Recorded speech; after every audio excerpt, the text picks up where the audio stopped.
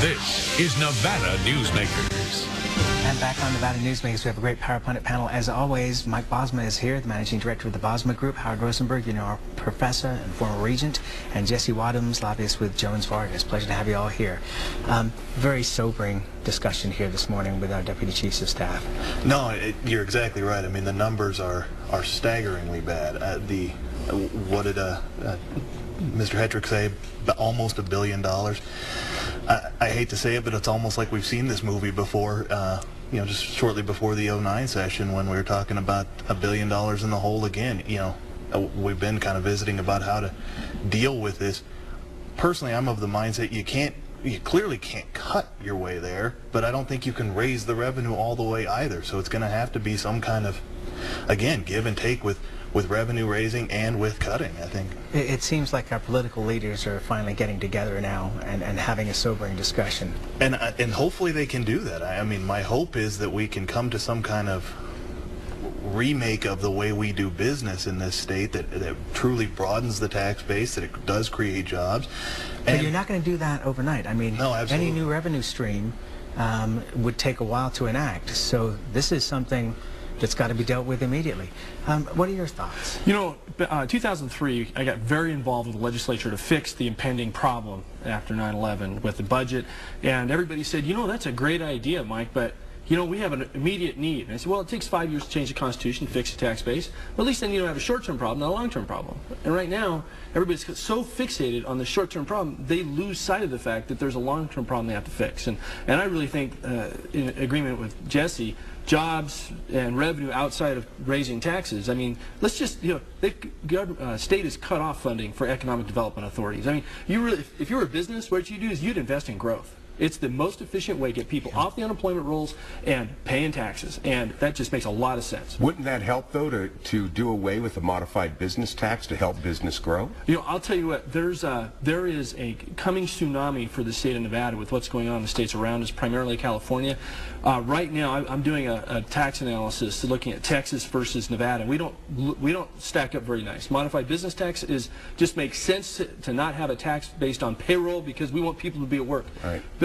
But there's a bigger issue, and that is our manufacturing and distribution base that we have here. Some states are looking at eliminating how they apportion income, and that's going to make it not so onerous to be in California and distribute from California versus Nevada. Not even on the radar screen here. You know, we don't live, you know, in isolation on an island. We are part of a national economy, and we're going to get hammered if these other states figure out the same. They're going to create revenue by not making it as advantageous to be in Nevada. And the deputy chiefs of staff talked extensively about education. Your thoughts on what they were saying? And these, by the way, are two very bright people. Sam, would one say that they weren't? I disagree with them, but I'm not questioning their brightness. We have a long-term problem. That long-term problem is called education. And what we need to do is start putting money where it is going to give us the most return immediately. And that's in elementary school, as low as we can get it.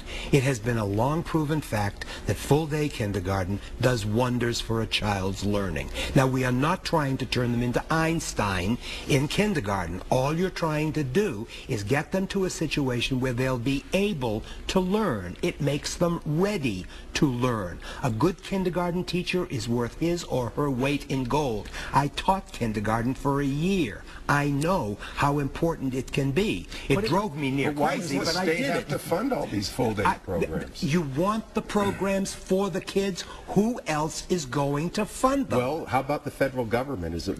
Call Mr. Obama and ask him for money.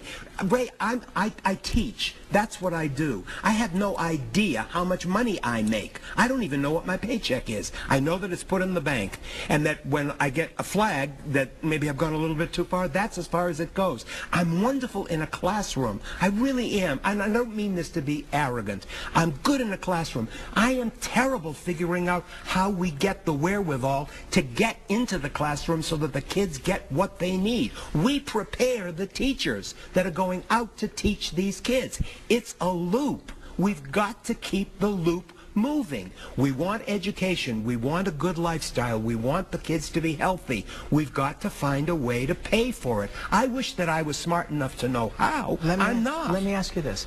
I want to again bring up the topic of Nevada State College. Is it time, because of the great need, for us to shut that organization down and then move its functions to other areas? I would hope not, Sam.